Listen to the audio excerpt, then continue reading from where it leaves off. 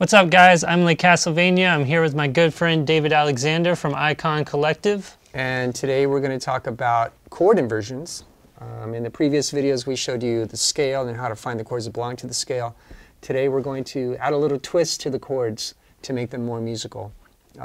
First of all, maybe I should tell them what an inversion is. So here we have a C minor chord. An inversion is the concept of taking one of the notes and just moving it up or down an octave.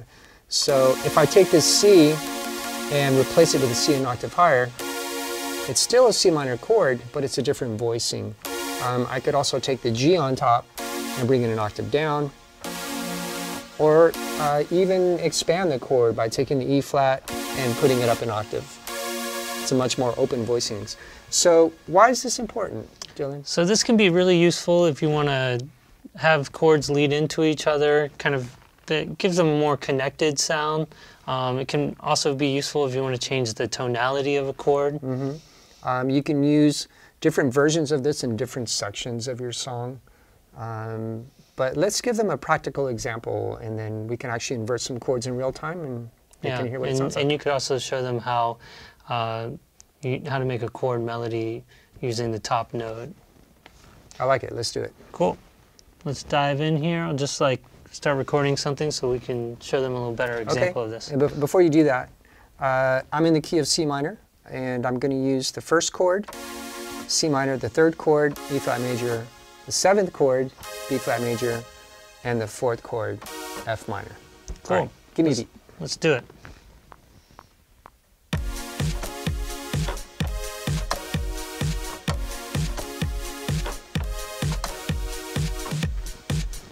Okay, right, cool. I think I hit an extra note in there, but you can clean that up. Yeah, I'll just grab that real quick. So we'll leave the first version of the progression alone, and we'll invert the second one so we can compare the difference. One little strategy here might be to think about the chords existing within the same register and not jumping so far apart. So Dylan, why don't you invert some of these chords and see if we can get them more on a linear plane in the piano roll. Sure.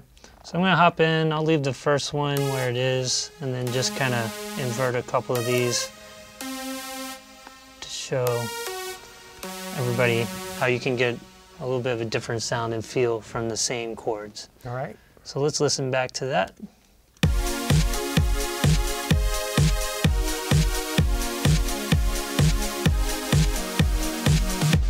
I'm liking that. The second part definitely feels more musical.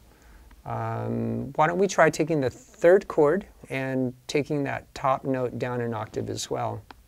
Cool. Let's hear that.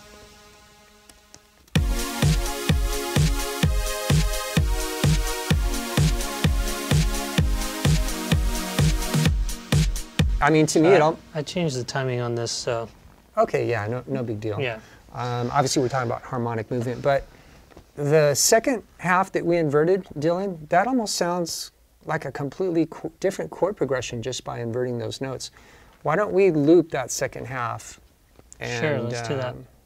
And then we can talk about how we can create a melody based off the top note. All right, there we go.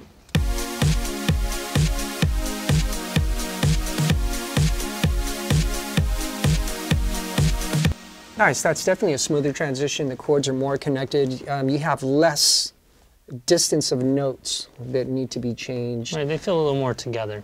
Exactly. One of the things that we can do here, besides moving the notes up and down, is actually explode them over multiple octaves. So let's show them what that would look like. Sure. Maybe let's grab this middle guys. We'll just bump those up an octave. And here's an example of how that would sound.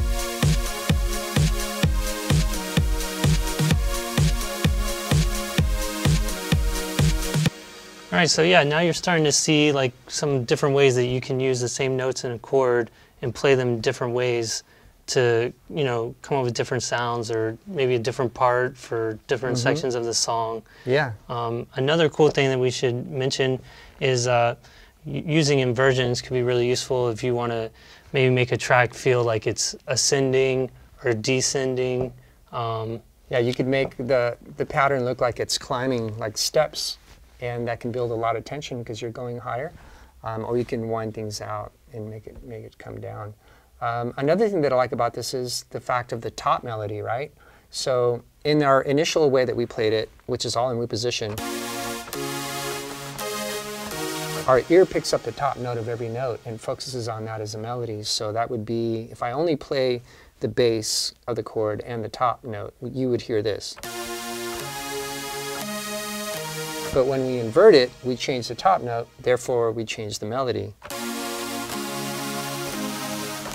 That's what we inverted, and this is the top note that you're hearing. So a lot of different variation there. Also really useful when you want to get this to gel with what a vocalist is singing. A lot of mileage out of inversions, right? Absolutely. I would say take this concept, run with it this week, and join us in our next video as we go a little bit further. Yeah, maybe a good experiment would be just come up with a chord progression that you like, and then maybe make different parts of a song by just changing the inversion. Yes, there you have it. Boom.